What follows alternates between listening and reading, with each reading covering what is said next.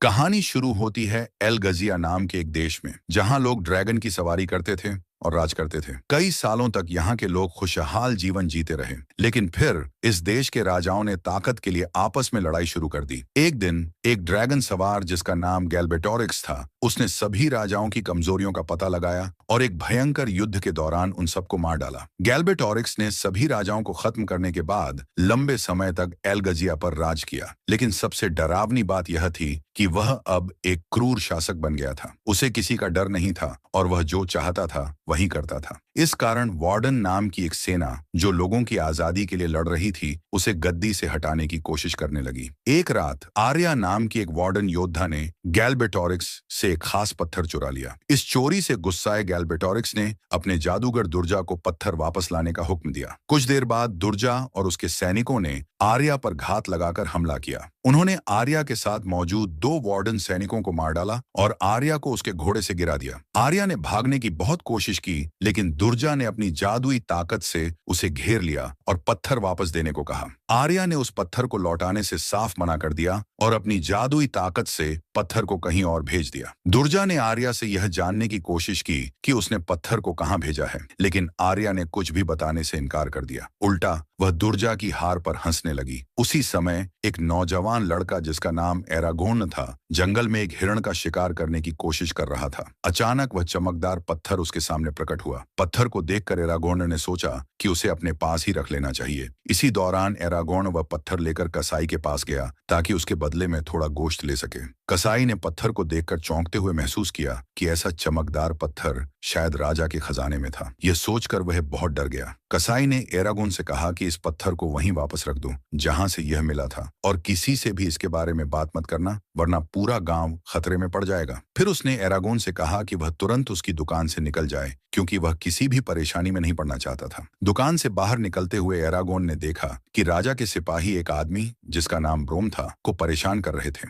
उन्होंने कहा कि ब्रोम ने राजा के जंगल से मुर्गे चुराए हैं। सिपाहियों ने उससे मुर्गे छीनने की बात कही। ब्रोम ने एक पल के लिए सोचा कि वह सिपाहियों पर पलटवार करे, लेकिन फिर उसने अपना फैसला बदल दिया और मुर्गे देना ही सही समझा। एरागोन जब अपने कमरे में लौटा तो उसने देखा कि वह पत्थर हिल रहा था। थोड़ी देर बाद उसके अंदर से एक नन्हा सा ड्रैगन बाहर निकल आया। अब एरागोन को समझ में आया कि यह कोई पत्थर नहीं, बल्कि एक ड्रैगन का अंडा था। जैसे ही एरागोन ने उस छोटे से ड्रैगन को प्यार से छुआ, दूर कहीं ब्रोम और गैल्बेटोरिक्स दोनों को इस ड्रैगन के जन्म का एहसास हो गया। दुर्जा अपनी जादूगरी से आर्या के दिमाग को पढ़कर यह जान लेता है कि ड्रैगन एरागोन के पास है। जब गैल्बेटोरिक्स को यह बात पता चली तो उसने दुर्जा से कहा कि इस लड़के को जल्दी से ढूंढकर खत्म कर दो, इससे पहले कि उनकी खिलाफत करने वाले वार्डन समूह को इसकी खबर मिल जाए। अगली सुबह जब एरागोन उठा तो उसने देखा कि नन्हा ड्रैगन उसके पास ही सोया हुआ था। साथ ही एरागोन की हथेली पर एक अजीब सा निशान बना हुआ था। जैसे जैसे दिन बीतते गए,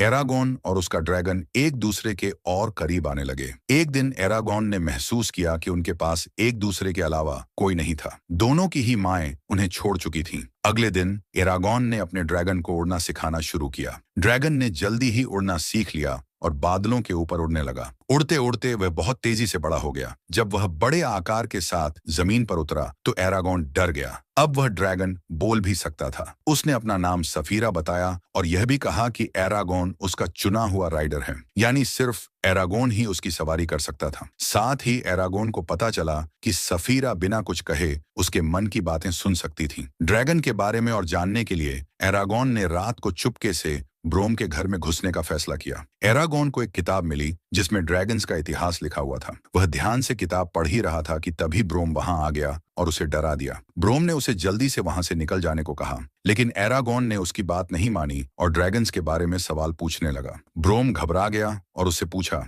क्या तुम्हारा कोई पीछा कर रहा है? इसके बाद उसने एरागोन को जल्दी से वहां से जाने को कहा और चेतावनी दी कि उसके ऊपर जल्द ही कोई बड़ी मुसीबत आने वाली है। एरागोन ने ब्रोम की बातों को झूठा और डरपोक कहकर खारिज कर दिया। उसने ब्रोम पर इल्जाम लगाया कि वह असल में कोई ड्रैगन राइडर नहीं है और उसने यह झूठी अफवाह फैलाई होगी ताकि लोग उसे कुछ तवज्जो दें। एरागोन के जाते ही ब्रोम ने अपनी छुपी हुई लाल तलवार को देखा। यह इस बात का सबूत था कि वह सच में एक ड्रैगन राइडर था। घर लौटते समय एरागोन ने सुना कि कसाई ने दुर्जा के आदमियों को उसका नाम और उसके चाचा के फार्म का पता दे दिया है। एरागोन तुरंत समझ गया कि उसके चाचा की जिंदगी खतरे में है। वह दौड़कर उन्हें बचाने के लिए भागा, लेकिन सफीरा ने उसकी जान बचाने के लिए उसे लेकर उड़ान भर ली। सफीरा ने कहा कि अब बहुत देर हो चुकी है और वह अपने चाचा को नहीं बचा पाएगा। एरागोन सफीरा से मिन्नतें करने लगा कि उसे नीचे उतार दे, शायद वह अपने चाचा को बचा सके। पहले तो सफीरा ने मना कर दिया, लेकिन जब एरागोन ने सीधे तौर पर जोर दिया तो सफीरा ने उसकी बात मान ली और उसे भूसे के एक ढेर पर गिरा दिया। जब एरागोन अंदर पहुंचा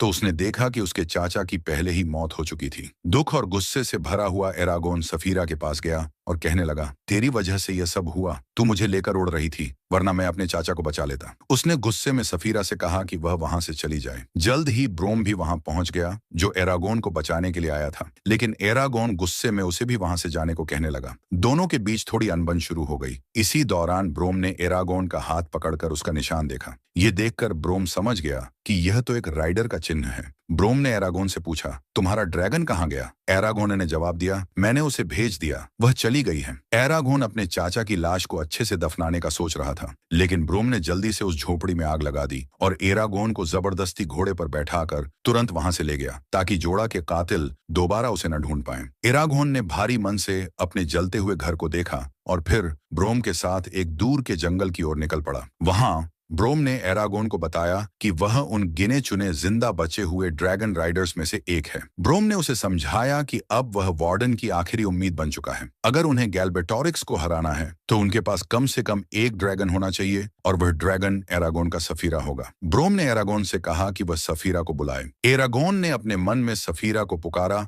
और वह तुरंत ही वहां आ गई। पहले तो सफीरा ब्रोम पर शक कर रही थी, लेकिन जब ब्रोम ने उसकी परख कर तारीफ की तो सफीरा ने उसका विश्वास कर लिया। एरागोन अब भी सफीरा पर सवारी नहीं करना चाहता था। वह अब तक यही मानता था कि उसकी गलती की वजह से ही उसके चाचा की मौत हुई। ब्रोम ने उसे समझाया, सफीरा ने पूरी दुनिया में से तुम्हें चुना है। अगर एक ड्रैगन का चुना हुआ राइडर मर जाए तो ड्रैगन भी मर जाता है। यही वजह है कि गैल्बेटोरिक्स तुम्हें मारना चाहता है। ब्रोम ने यह अंदाजा लगाया कि अब दुर्जा ऑर्गल्स को भेजेगा ताकि वह एरागोन को जल्द से जल्द खत्म कर सके। इसीलिए वह एरागोन को वार्डन ग्रुप के गुप्त ठिकाने पर ले जा रहा था, जहां उसकी अच्छी सुरक्षा हो सके। सफीरा को थोड़ी दूरी पर भेजने के बाद ब्रोम और एरागोन रास्ते पर आगे बढ़ गए। एक जगह एरागोन ने देखा कि ऑर्गल्स लोगों को लूट रहे थे। एरागोन चाहता था कि ब्रोम उन लोगों की मदद करे, लेकिन ब्रोम ने मना करते हुए कहा, अभी तुम इसके लिए तैयार नहीं हो। इस पर एरागोन ने जवाब दिया, मुझे लड़ना बहुत अच्छे से आता है। इसके बाद ब्रोम ने उसे परखने के लिए लकड़ी के डंडे से लड़ने को कहा। एरागोन बहुत ही आसानी से हार गया। ब्रोम ने उसे बताया, तुम अभी बिल्कुल भी तैयार नहीं हो।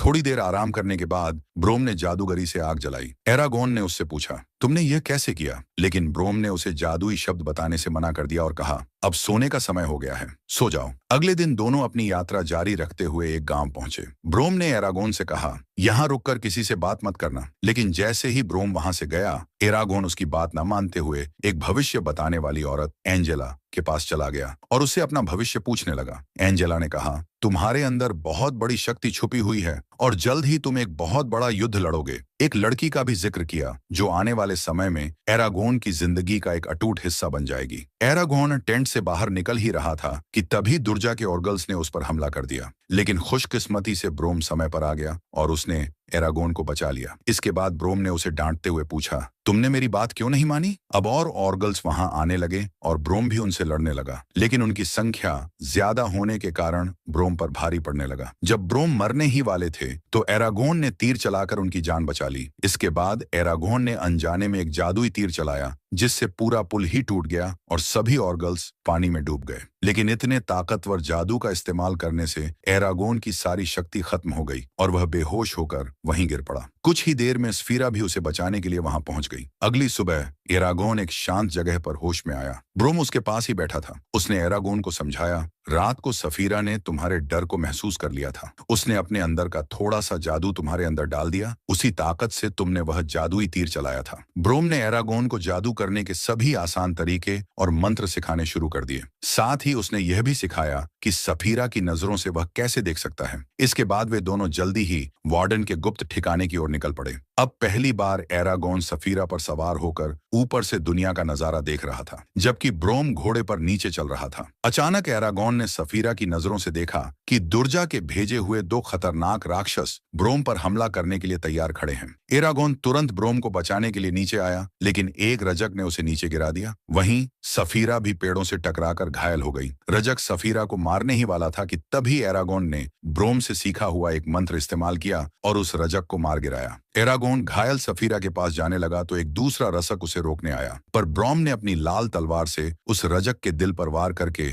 उसे खत्म कर दिया। ब्रोम ने सफीरा के घावों पर मरहम लगाई और एरागोन को डांटते हुए कहा कि लड़ाई में अपने ड्रैगन की सुरक्षा के बारे में सबसे पहले सोचो। एरागोन ने ब्रोम का हाथ थामा और उस पर ड्रैगन राइडर का निशान देखकर वह समझ गया कि ब्रोम भी पहले एक ड्रैगन राइडर हुआ करता था। ब्रोम ने बताया कि उसके ड्रैगन को एक धोखेबाज राइडर मोर्जन ने मारा था। बाद में ब्रोम ने मोर्जन को ढूंढकर उसे भी मार गिराया और उसकी लाल तलवार अपने पास रख ली। दुर्जा ने एरागोन को फंसाने के लिए उसे सपने में आर्या से मिलवाया, जहां आर्या एरागोन से मदद मांग रही थी कि वह उसे दुर्जा की बंदीगिरी से बचा ले। जैसे ही एरागोन की आंख खुली, उसने तुरंत आर्या को बचाने का निर्णय लिया। ब्रोम ने उसे ऐसा करने से मना किया और कहा कि यह बहुत बड़ा खतरा हो सकता है, लेकिन एरागोन ने उसकी एक न सुनी। एरागोन तुरंत सफीरा पर सवार होकर उड़ गया। सफीरा भी उसे रोकना चाहती थी, मगर एरागोना ने उसे कड़ा आदेश दिया कि जैसा वह कह रहा है वैसा ही करे। कुछ ही समय में एरागोन उस जगह पर पहुंच गया जहां आर्या को बंदी बनाया गया था। चुपके से अंदर जाकर उसने आर्या को ढूंढ लिया,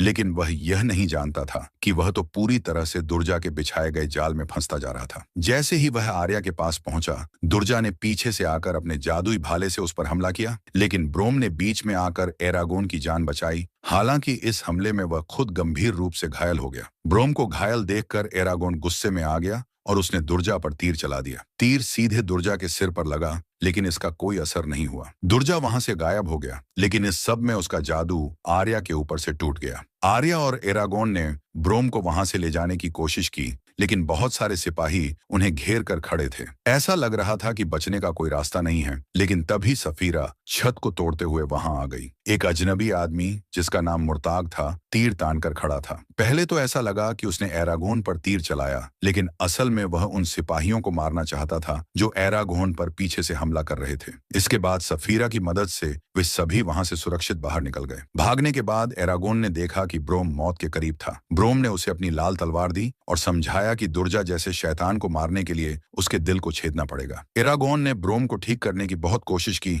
लेकिन कोई असर नहीं हुआ। सफीरा ने ब्रोम को अपनी पीठ पर बैठाकर उसे एक आखिरी बार आसमान में उड़ाने ले गई, क्योंकि वह एक ड्रैगन राइडर था। और वहीं ब्रोम ने अपनी आखिरी सांसें ली। आगे बढ़ने से पहले आर्या बीमार होकर गिर पड़ी, क्योंकि दुर्जा ने उसे अपने जादू से जहर दे दिया था। तभी अचानक सफीरा ने मुर्ताग को पकड़ लिया, जो उनका पीछा कर रहा था। मुर्ताग ने एरागोन को अपनी बचपन की कहानी सुनाई कि कैसे गैल्बेटोरिक्स ने उसके पूरे परिवार को मार डाला और अब वह एरागोन के साथ मिलकर लड़ना चाहता था। एरागोन ने उसकी बात मानी और मुर्ताग को अपने साथ लिया। मुर्ताग ने उन्हें सबसे तेज रास्ते से वार्डन की गुप्त जगह तक ले जाने का वादा किया। कुछ समय बाद वे एक झरने के पास पहुंचे, जहां अचानक एक उर्गल ने एरागोन पर हमला कर दिया, लेकिन मुर्ताग ने सही समय पर आकर उसे मार गिराया। झरने के पानी से गुजरकर वे दोनों वार्डन के योद्धाओं से मिले, लेकिन किसी को यह नहीं पता था कि ऑर्गल्स उनका पीछा करते हुए वहां तक पहुंच गए थे। इसी दौरान गैल्बेटोरिक्स दुर्जा को डांट रहा था, क्योंकि वह एरागोन को पकड़ नहीं सका था। लेकिन तभी दुर्जा को यह पता चला कि ऑर्गल्स ने एरागोन का पीछा करते हुए वार्डन की उस गुप्त जगह को ढूंढ लिया था। गैल्बेटोरिक्स ने तुरंत दुर्जा को सेना के साथ वहां भेजा और सबको मार गिराने का आदेश दिया। वहीं एरागोन और मुर्ताग अजीहाद से मिले, जो वार्डन का लीडर था। अजीहाद ने एरागोन से अपने ड्रैगन को बुलाने को कहा। जैसे ही एरागोन ने सफीरा को पुकारा, सभी लोग उसे देखकर हैरान रह गए। साथ ही एरागोन ने अजीहाद से आर्या का इलाज करने को कहा, क्योंकि उस पर अभी भी दुर्जा के जहर का असर था। इसी बीच ऑर्गल्स चुपके से बाहर खड़े गार्ड्स को मारकर अंदर आने लगे। अजीहाद को खबर मिली कि ऑर्गल्स बहुत जल्द उन पर हमला करेंगे, तो उसने अंदाजा लगाया कि राजा की सेना भी ऑर्गल्स के साथ ही होगी। उसने एरागोन से पूछा कि क्या वह लड़ाई में उनका साथ देगा, जिस पर एरागोन ने सहमति दी। लेकिन तभी अजीहाद ने मुर्ताग को पहचान लिया और कहा, तुरंत इस गद्दार के बच्चे को पकड़ लो, क्योंकि यह मोर्जन का बेटा है, जिसने सभी वार्डन को धोखा दिया था। मुर्ताग ने अपनी सफाई देते हुए कहा, मैं अपने पिता जैसा नहीं हूँ। मैं भी उनसे उतनी नफरत करता हूँ जितनी तुम सब करते हो।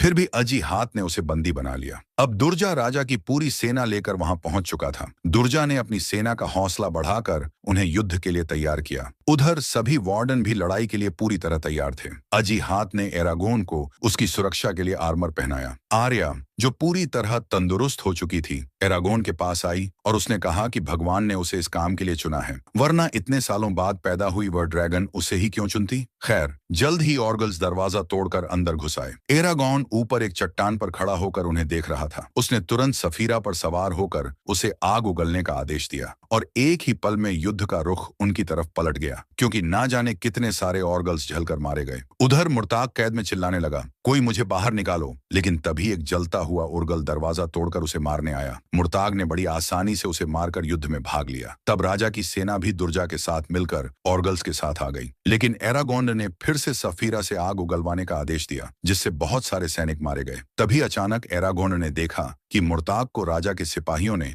हर तरफ से घेर लिया था। वे उसे मारने ही वाले थे, पर तभी एरागोन ने बीच में आकर मुर्ताग को बचा लिया। अब एरागोन का सामना दुर्जा से हुआ, जिसने काले जादू से अपने लिए एक ड्रैगन बना लिया और उस पर सवार हो गया। शुरुआत में दुर्जा का पलड़ा भारी पड़ा, क्योंकि उसके ड्रैगन ने सफीरा की गर्दन में अपने दांत गड़ दिए थे। लेकिन एरागोन ने अपनी लाल तलवार से उस ड्रैगन पर हमला किया और फिर सफीरा से आग बरसाने को कहा। इसके बाद घायल सफीरा ने अपनी पूंछ से एरागोन को दूर तक उछाल दिया, जिससे एरागोन ने बड़ी तेजी से अपनी लाल तलवार दुर्जा के दिल के आर पार कर दी। ये वार इतना खतरनाक था कि दुर्जा की मौके पर ही मौत हो गई। इसके बाद एरागोन नीचे गिरने ही वाला था, लेकिन सफीरा ने उसे हवा में पकड़कर बचा लिया। लेकिन उस बेचारी के घाव इतने गहरे थे कि वह अब ठीक से उड़ नहीं पा रही थी। दोनों जमीन पर गिर गए, लेकिन एरागोन की जान बच गई। वहीं सफीरा मरने की कगार पर आ चुकी थी। एरागोन ने अपनी पूरी जान लगाकर अपनी जादुई शक्तियों से सफीरा को बचाने की कोशिश की, लेकिन कुछ देर बाद वह बेहोश हो गया। जैसे ही उसकी आंखें खुली, उसने सफीरा के बारे में पूछा। मुर्ताग ने कहा कि वह चली गई। इस पर एरागोन ने सोचा कि सफीरा मर गई और वह बहुत दुखी हो गया। लेकिन फिर मुर्ताग ने हंसते हुए सफीरा को आवाज दी,